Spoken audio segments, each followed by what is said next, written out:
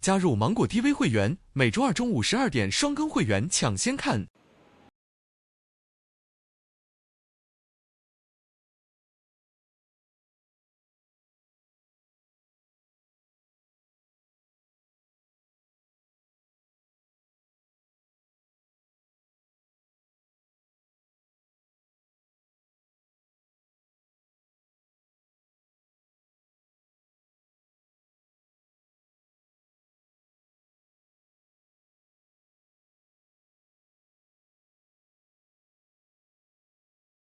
这个游戏扎头发才艺接力，这个是要考验爸爸的手艺。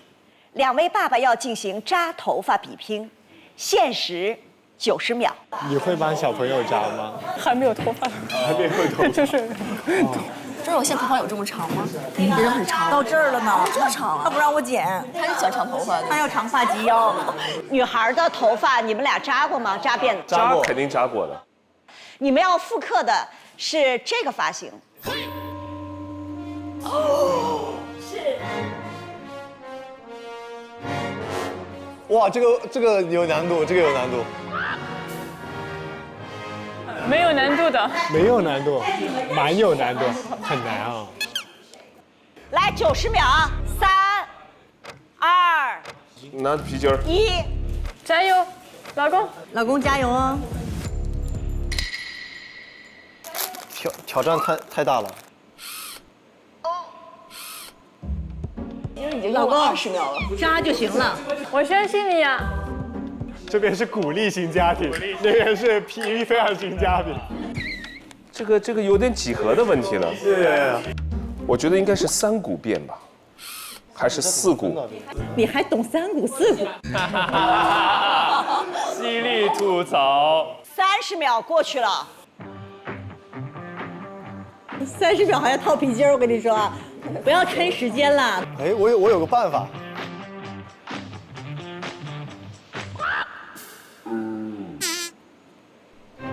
把这个头拿走来。好疼啊！好疼啊！好疼啊！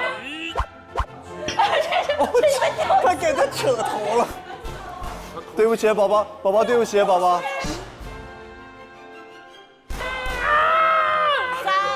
2、1，停！暂停了。你看他俩的手势，就是没输过。董丽同学，孩子辫子扎好没扎好我不知道，这个过程当中哇哇叫一定叫过了。我对自己宝宝肯定会更温柔，这刚刚是这个急了点。然后这个呢，哎，你别说啊，扎的挺抽象的，但扎的还挺好看的。其实还挺好看的。我有一说一啊，我觉得还挺好看的。蛮好看的。所以这局由我作为裁判，我就判严屹宽赢了。哦，好，哎好。哇，厉害了！我们要进入下一个游戏。我们这个游戏叫做换尿布大作战。你们的宝宝现在在哭，他不舒服，你摸了一下，就是要换尿布了。要快，而且要让宝宝觉得舒服，质量要好。没问题。换的尿布要合格。那谁来判断合格呢？对方的妈妈。讲规则吗？3、2、1，开始。啊，别哭，爸爸来了啊！看看，哎呀，是不是臭臭啦？我看看啊。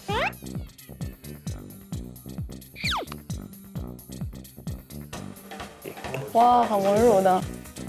啊，乖，好。哎呀，还真有东西啊，这个，真有货呀，哇！颜色用的还挺对。哎呦，怎么拉到这儿来了？哇，好精彩！然后这样给它这样夹拿起来，轻轻的，然后擦一擦，干干净净的。这很专业嘛，很温柔哎。干的再擦一擦啊，屁屁抬起来，擦干净了。我这边看着董丽，我就很担心我老公的手势，你看。专业的，很专业的，还记得吗？孩子毕竟已经8岁了，还是有一点遗忘了，对。对啊，我们是因为共3岁了。干的再擦一擦啊，屁屁抬起来，轻轻的啊，轻轻的掖一下。好的，乖宝宝，死反了。这样。然后最主要要把这个再拉一拉，不然它会对跑出来对，特别正确，对，太好了。哎呀，好了，换好了，香了。好，我好了。好，3分40秒完成了。对方妈妈监督，你觉得质量可以吗？通过吗？质量还是很好的，主要情绪价值红满了。谢谢。对，因为他感受到让他安定，很温暖，然后很安心。我觉得那个爸爸至少有一点特别好，男人特别爱赢，你知道吗？就是这个，但凡涉及到孩子仔细照顾的，即便想赢，你会发现说他们都提前做了安抚的动作，后来也没着急。哦，但这点你们还真的挺好的。但按照规则呢，你赢了。好，我们要进行第3个游戏了。这个游戏叫做“孩子知多少”。这个环节主要考验爸爸对自己孩子的了解程度。由2个家庭举行对抗赛。我会把问题清单给到你们，你们可以随意在其中选择4道问题。对面的爸爸妈妈需要同时回答，如果2个人的答案一致，得1分；如果不一致或不知道，则不得分。我们有默契，有默契还得有常识和知识储备。Question list 给到你们了哈，今天的小鱼就非常 international。我完全是为了他。我有个问题，因为我们有2个孩子，怎么办啊？你只答大儿子的事。这个简单的。你要挑难的。哇，你连汉字都看得这么快。对呀，好难啊！会不会是很刁钻的问题啊？ Are you ready？ 你准备好了吗？准备好了。现在我们要问的是若曦和严屹宽家庭。第一个问题，最近一次量身高是多少？3、2、1，开始。 130.5，差0.5也没有一致，非常多，就一样的，一样的。45。没办法啊，就是从你们一个1.2，一个1.3就再见了啊。来下一个啊，来，好，下一题，请听题。孩子现在的牙刷是什么颜色呢？3、2、1，各种颜色。对，对，对不行啊，对不行，对是肯定不行的。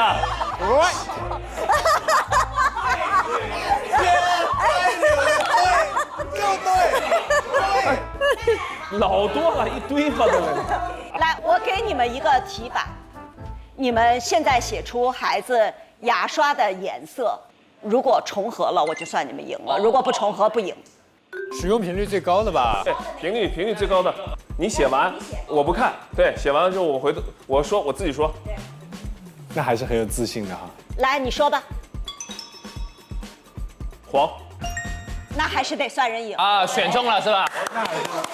因为他一堆牙刷，知道吧？为了让他爱上刷牙，我给他每天换心情。厉害厉害。8岁刷牙还是非常重要的。来，下一题。孩子班主任姓什么？3、2、1，答。 Mr. Daisy。 Goodbye。 Goodbye。什么 ？Mrs. Daisy 啊？哦，他叫黛西。不是，他有中文的，但是他们都管他叫 Daisy 老师。哦，好吧，嗯。所以你没有见过班主任哈？见过。哦，但是你不知道他叫 Daisy。对，因为他们又换了，就是。他是一年换一个老师。所以你上次见的是几年前的班主任？去年。哦。也是一个英文名字，真受不了。我记不住。所以上个学期的班主任叫。忘了。对。所以也不是因为新换班主任的关系呗，对吧？主要英文不是母语，对英文记起来很困难的一些名字，是吗，老公？我的不容易。我的问题。来下一题。我不看你了，你问吧。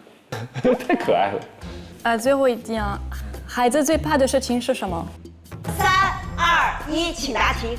妈妈不回家，晚上没回家。妈妈都没有说话。妈妈呢？所以你心里想的事情是？我想的是客观的，他比较怕黑。但他说的这个，我觉得是对的，他特别怕妈妈不回家。我觉得按照规则，这一题你们俩现在达成了共识，你们同意给分吗？这算对的啊，这肯定对了。真的有一点点。阿诺点头了。阿诺点头了，就给你们分吧，好吧？对，来。OK。总共打2分，就2分吗？不。很不错了，我觉得这题很厉害了。这个确实，这个是多选题，它不是一个唯一答案，要全部能碰上蛮难的。现在请对方妈妈提问。希望你能做得更好的。好的。手下留情，姐，别太刁钻啊！我都不好意思提问了，感觉好刁钻哦。问吧，第一个问题，孩子最好的朋友是谁？孩子最好的朋友是谁？你理解了问题了吗？或者啊，来，3、2、1，耶！燕是法语名字，他的一个好朋友燕。哎，这个问题我为什么觉得刁钻？我要问我女儿，她一定4、5个，我都不知道是谁。哎，但是我要补一句，张老师，我就说，因为别的小朋友在看这个节目的时候，我也想说，像安希啊、安图啊，都是尤利斯好朋友，燕是最好的那一个。哎，这个太周到了，真的。要跟小朋友说一下，对他看到这节目，到时候。来，第二个问题。加油！对，我们要高开高走啊！孩子犯了错误，你们的措施是什么？有这个方法也有很多。丽丽，那个看我。好，可以。 3、2、1，沟通。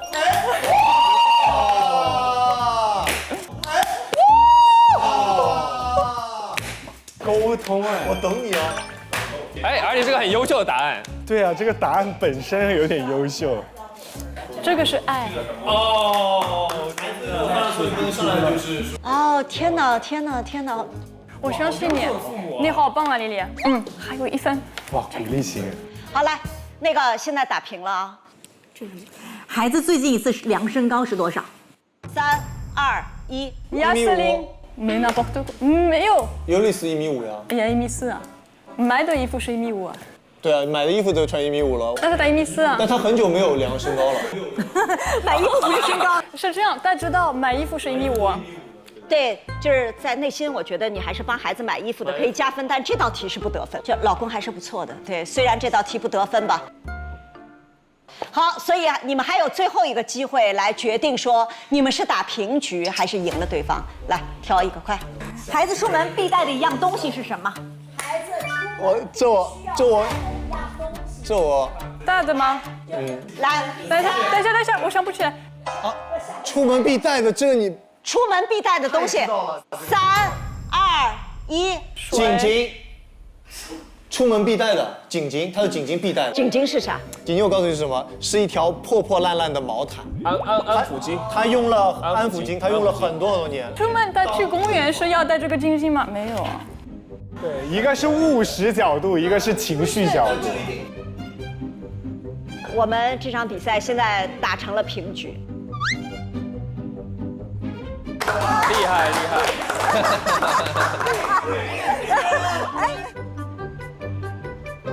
我们先吃午饭。Nice。来上菜吧。啊，这哇！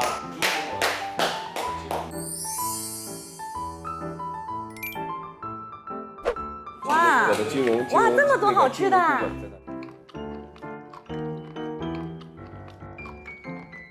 你能吃辣吗？能吃一点点。还可以。我每天刷短视频，刷到你在做上海菜。对，我会做嘛，上海红烧肉，那种刀豆、土豆，就这种家常菜，基本什么鱼香。但他说很好吃。哦，很喜欢这个红烧肉。应该还可以，因为我经常做嘛。家常菜其实做好其实还是有难度的哈。其实有一段时间我们有这个习惯，是每个人负责一个东西。每周日做馄饨，有一个人是切蔬菜，一个人是放这个馅，然后一个人是把馅放在这个包起来。对，然后我们2个人包的馄饨，然后跟爷爷奶奶一起做，因为这个习惯了。哦，再做那种黄鱼馄饨，你还做了黄鱼馄饨，黄鱼你自己蒸的？黄鱼自己片自己切呀。真是高手。那真是很高级了啊，那还好。那再进阶到蟹粉面了，往下。蟹粉面没有那么难，黄鱼馄饨才是难的。哦，因为它剔肉是吗？因为它里面会有骨头，他们家有小朋友。蟹粉面你只要拆蟹粉就好了。我前2天在家做了那个菜饭。哦，好的。咸肉菜饭。叫冬去春来饭。我老刷到，老想做，但是一直没动手。材料都有了，火腿都已经在那个冰箱里放着了，好好吃的。那我感觉其实你也没什么，这个超好。我的意思是你没有什么困扰，你的困扰主要是怎么说服宽哥是吧？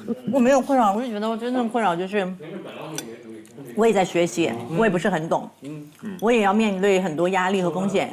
我需要有一个风险合伙人，就是这件事情是我们一起商量、一起去做的。因为这个钱毕竟是家庭的资产，就不是。对，而且这件事儿呢，我如果很擅长，比如我是做金融出身的，你这事儿交给我，我觉得没问题。我也不是干这个活的，让我去学习，你这不是给我？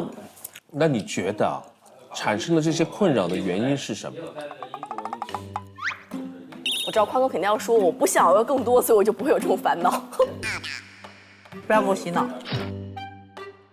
但宽哥有一个问题啊，就是通货膨胀。如果你的努力超越了通货膨胀的速度呢？努力，你在专业上的努力超过了，就是说你把这个投资，比如说这个投资投自己，投我家人，对吧？那你亏和赚，它都是有可能性的，对吧？那么你通过投入自己和自身和努力的过程中间，不断的超越它通货膨胀的速度呢？不是，我们讲的不是你赚钱的速度，我就说，你与其去管理钱，你不如去赚钱。那赚的钱就不管理，就是你赚钱速度比你的止损，就是那个贬值的速度快呢？演员是讲究什么？你作品好了，它自然而然会有；你作品不好，你挣了这笔钱，下笔钱就没了，对吧？但是虽然就是你的理念是不支持，但是比如说若曦姐她去做，你是也不拦着的，就都 OK。因为我说实话，就是我对于钱的欲望很低。就是说实话，最终我的概念是，因为我不在这个所谓的就是计算这个 level 里面的一个人，我是在于说我来的时候我什么都没带，我就来了，然后所有的东西不是因为我去理财成功的，而是我去创造。对，当我真正有一天失去了创造的能力，其实我的价值已经失去了，那么我就不会再去奢求继续给到我可以回复到最基本的一个人的最基本的一个吃喝住，然后最终和这个世界还给这个世界告别。如果我有闲钱多出的钱，是可以给孩子或者是做慈善，就是这样的走。就是我的概念是另外一个概念，另外一个成就感的维度。对，另外一个概念。小九，你减肥啊？没有，你这么瘦的还减肥啊？我没有减，我在吃。但我在想，我怎么来让你戒，让脑子转起来。哎呦，谢谢。这个老好吃了，你怕吗？不怕，我能吃了。我觉得应该教成人吃个饭，不然说服宽哥是个体力活。没事，没事。不会被我说服吗？我把话放在这里，我今天积分我可以都不要，但我必须说服宽哥。你说服我的目的是什么呢？从情感的角度，他觉得要说服你。作为一个弟弟啊，哥，我这个说实话，这个完全跟节目无关。我来这个节目之后，我前天还给我爸爸发了很多的语音，跟他说泰国那边有没有什么增额终身险，就关于把钱放进去我不用干嘛，但是那些它是增额的。然后比如说20年之后、30年之后，不管是我有下一代也好，没有也好，一切都是托底好，然后一切都是我不用担心的事情。因为现在我之前只考虑到我自己，就这笔钱我是够的，这笔钱因为我爸爸有，妈妈也有，一切都不用担心。但我忘考虑的一个点是未来，其实未来要担心的不是我自己，是下一代的人。如果我们发生，比如说呸，提前离了，提前不在了，下一代怎么办？一切托底是足够培养他一辈子吗？就是这件事情很重要的。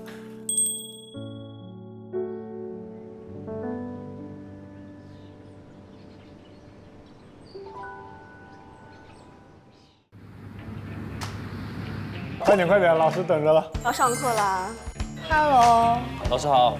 老师好。大家好。在人生的不同阶段，我们都会遇到不同的财务风险。年轻时容易花钱没计划，甚至负债；中年时工作压力大，也可能失业或者生病，家里到处要用钱。老了以后收入减少，又要担心积蓄不够看病和养老。这些问题每个人都会遇到。我想通过2个小游戏来考一考你们。作为代理人，如果这些风险发生在你们身上，你们是否能够从容应对？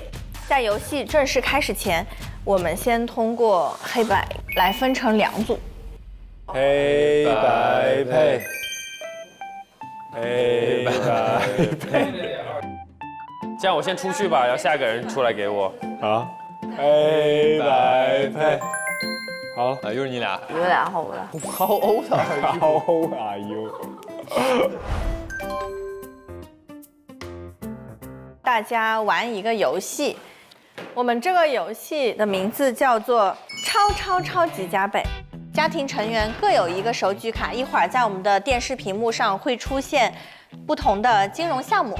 家庭中的每一个人根据屏幕上的金融项目判断该项目是否合规。若家庭中每一位成员都认同项目合规，则举对牌；若认为不合规，则举错牌。每组家庭回答正确且一致即可得分。哇，这个是那个陶黑黑用的那个吗？我还买了这个道具在家里。真的吗？对，陶黑黑。那我们接下来开始第1题啊。新能源原始股，如果它是个投资品类，你投它或者是不投它？凭你的金融常识，就你来判断一下。别人告诉你这是一个金融投资项目，哎，你手里有钱，你要不要投它？或者你觉得它可能是骗钱的？3，投啊2，1，投啊！你不投啊？啊！真投啊？投啊！其实像如果一级市场，它在还没有上市之前，如果它发行一些原始股，它后期能够上市的话，其实能按照以前来讲的话，是能翻很多倍的。所以很多我们可能在过往其实是能通过这样的一些方式来创造一些财富的。所以它这个属于一个1级市场的投资品类，叫原始股。能买原始股的，一般要么就是高管，要么就员工。对，是的。我们这边的家庭获胜了，所以加1分。我们来第2题。大家想一想，这个品类它首先是个贵金属，白银、黄金、白银都属于贵金属，然后期货这又是一个相对来说比较高风险、高投资的品类，所以这到底是不是正经投资？3、2、1。是正经投资吧？其实这边是对的，它是正经投资，但是它这一类的投资它不是普通人做的，因为它的杠杆包括它的风险程度非常的高，而且会有一些像保证金啊之类的内容在，所以它是个正经投资，但是它并不太适合普通投资者去进行投资。我们来下一个。这个应该非常好辨别啊，银行代销理财，意思就是银行作为金融机构，它代理销售的理财产品。说起来又是可以的，这肯定不是诈骗了。主要有些东西它都不是诈骗，但是你玩了会不会亏钱，那是另外一回事。对，大家思考一下，然后我们举牌，3、2、1，举牌。这个两边都加1分。首先，我可以告诉大家，以前是没有理财子公司这个概念的，这是这2年出来的，就是国家为了把这一块细分，所以每一家银行，大家看到市面上的任何一家，应该说大行吧，国有行、商业银行、股份制银行，它都有理财子公司。那这些理财子公司它的作用，我就是来生产这些理财产品，因为产品不是银行自己直接生产的，产品是这一些理财子公司生产的。然后我放在银行的架上，所以银行是属于代销机构。哎，老师有个疑问啊，那如果万一这个理财产品它爆雷了，银行需要连带责任吗？其实是不相关的，它就只是起到一个代销的职能。它只是代销，因为它在你购买的时候，它会写的非常清楚，我只是代销，因为我不是产品的生产方。就像信托，如果最后追诉的话，哪怕地产信托爆雷了，去问都是去问房地产公司要钱，是一个道理。明白。好，我们下面一个问题：慈善互助盘，3、2、1，举牌。恭喜这题2队友各加1分啊！像这些互助盘上会有非常高额的投资回报。我们其实有看到一些长辈去投这样的一些平台，可能会被高收益吸引，就是这样的一个存在。下面一题，混合基金，3、2、1，很棒，很棒，很棒！哪位小伙伴来回答一下混合基金是什么？就是把不同的标的混合在一起，分散化。对，它里面的百分比不同，然后混在一起就是混合基金。好，我们下一个企业债，我们想一想这个企业债，不同的债券其实它是有不同的评级的。它是债券还是只是债？你要人家告诉你答案，你再投是吧？那我们就投了3、2、1。其实两边都是对的。企业债其实就是企业去借款，本质是这个。然后大家如果观察一些理财产品，有一些底层会写企业债这个，但是因为企业债它有不同的债券评级，比如说评级比较高的话，其实相对是比较安全的，所以这是一个标准的投资品类。好，下一题年金险。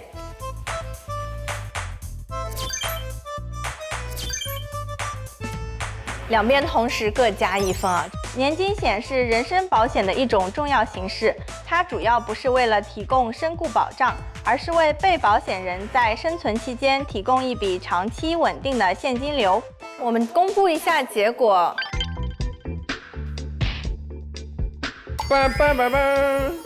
我们像个幼儿园小朋友。那我们接下来即将开始玩第二个游戏——风险搭搭乐。游戏将分为防守方和进攻方。进攻方提问，防守方答题答对，由进攻方抽积木并叠在塔上；答错，由防守方抽积木。搭建时，若积木塔倒塌，该方即为失败，另一方获胜。这是那个小时候玩的那个搭积木那种游戏吗？对。大家出题，你们出题吧。如果你不小心撞见了你的亲戚有一个私生子，你怎么办？哦，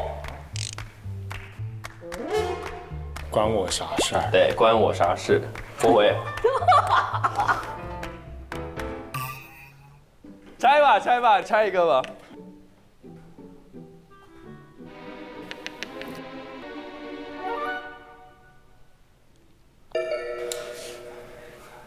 如果你妈突然沉迷于炒股，然后发现她瞒着你就亏了一些钱，怎么办？亏了不少钱。我觉得不要给她很多钱，就是把钱都放在她看不到的地方、动不了的地方。我觉得挺合理的。我们来激进一点吧。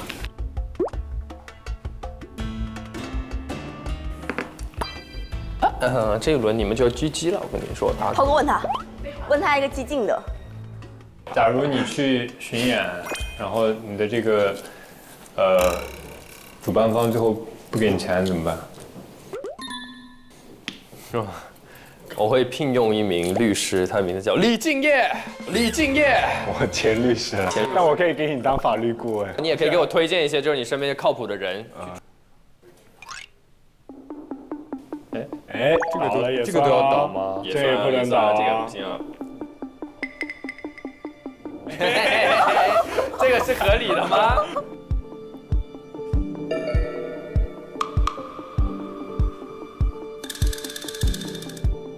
哦。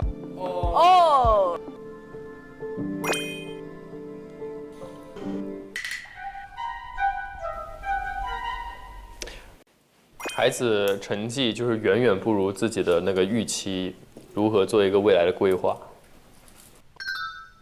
干别的吗？好好的回答。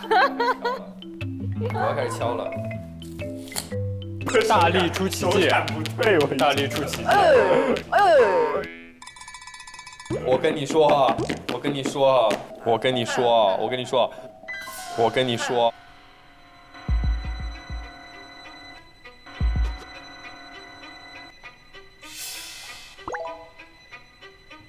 哦，这个都行。什么叫大心脏 ？Let's go。你能忍吗？你怎么直接激我了？这你能忍？这能忍吗，涛哥？来问，我不怕，我真不怕。演出的时候你突然就是什么麦粒肿，那个眼睛就是特别肿，你怎么办？戴墨镜上台。哦 ，rapper， 就你过敏了，就是整个脸都肿了。戴面具上台 ，Mask Man。我可能会化妆上去陪大家玩，然后所以把这个钱门票钱加上基酒都退了。但是我上去陪大家玩，就来都来了，你也想看人吗？太敬业了。来。哇，这可以。哦。问他问题。哎，我经常遇到这个问题，签售的时候那个字不会写，你怎么样灵机应变？实话实说呀，我不会写，你写给我呀，都有不会写的呀，这不是很正常吗？但是你们知道不能在空白纸上签名。知道，不会的，不会的，我们签都是艺名，它没什么法律效应。我签的是 AK。哦，我直接这个吧，这个吧。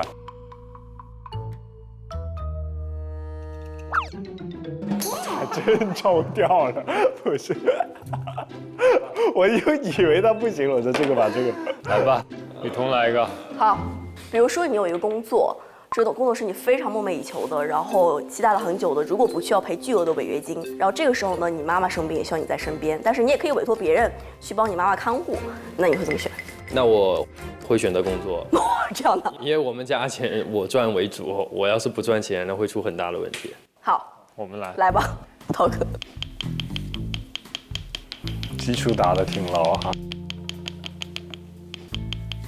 我求你了，真的吗？这么完美吗？就是倒吧。手搓。哇。来吧。加点难度。哦呦。如果你在会议中，然后肚子巨疼，然后摄影师还告诉你非得拍照，你会怎么准备？我会去上厕所呀。这不是太正常了。我都回来再拍吗？我真的就是我必须要挑战一个有点难度的。这个它不会倒的，兄弟。然后你竖着放，这个不会倒的。我们来2招，我又来一个，就是来这种，给它竖着落一下。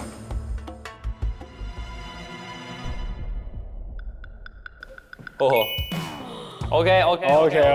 哇，这个也大结局了，这个也太那个了。很难再有了。问一个狠的，问一个狠的。问一个狠的。你觉得我怕你吗？答不出来你就自己敲一个。哎，答不出来敲2个可以。那敲一个吧。敲吧，来吧。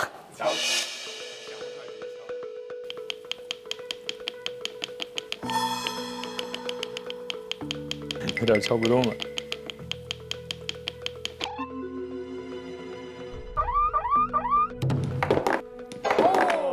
哇，这个游戏我们获胜了！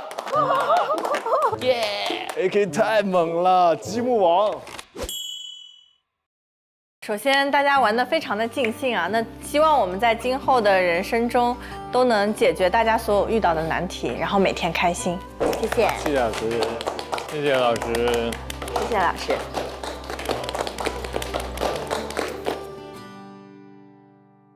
今天要探讨的主题手钱攻略。第一位委托人 Cindy 范丽娜。随着组合出道，成为了当年现象级新人，单曲热度曾一度超过告白气球。几年前，他遭遇了电诈，被欺骗了13万。爸爸妈妈他们可能不会觉得这是一个正经的职业，跟他们的沟通是没有办法进行下去的。看到你取得一些成就嘛，应该是逐步会放心的。完全不放心，让我把我的这个收入都转给他们嘛。他们就把这笔钱变成不动产。过了几天又跟我说他把你名字去了。花了多少钱买这个笔房，每个月要还多少房贷，还要还多少个月，什么都不知道。你希望证明普通女孩也可以闪光，但是我必须告诉你，在娱乐圈大家都很卷。如果你只甘愿做一个普通人，你凭什么闪光？你有几年没啥收入，他们还得贴补你的生活费，挣一份钱把自己养活，这个问题有很难吗？我还有别的工作呀，我又不是说每天都要去做这一个工作。这话我听不下去了。我在我的身体里哭了。李茂曾经所在的团体至上励合是一代人的青春记忆。后来呢，退出组合，转身做了演员，遭遇亲情骗局。我自己的亲戚啊，骗走了我所有的钱，牵扯到刑事案件，我不能把他送进去。因为亲戚给我媳妇和跟我孩子买了那个保险，你自己没买？前面买的就没怎么用，我觉得这样好不值啊。后来我就退掉了，这算我家底吧。挣了多少钱，我都在这儿，我都不敢问。他那边的情况是不太方便去透露。他比我挣得多。他的诉求，他是为了他的家庭的，但是他不能考虑他老婆的收入。有一个日常支出，有没有一个最低的？就有就多花点，没有就少花点，或者我也可以不花。我就想说，你对自己好一点。谢谢你，这句话让我有点感动。当我们要了解一个人的钱出了什么问题的时候，我们通常要了解一个人的人出了什么问题。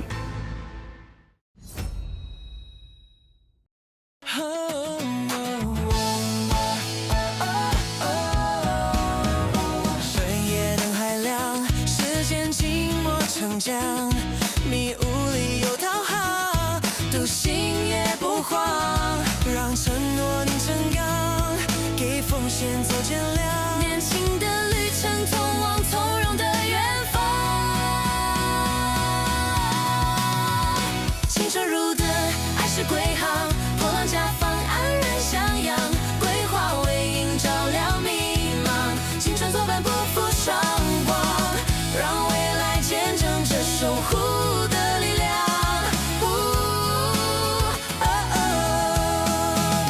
当变数轻轻扣窗，时光漫过手掌，一直温柔守望，换未来晴朗。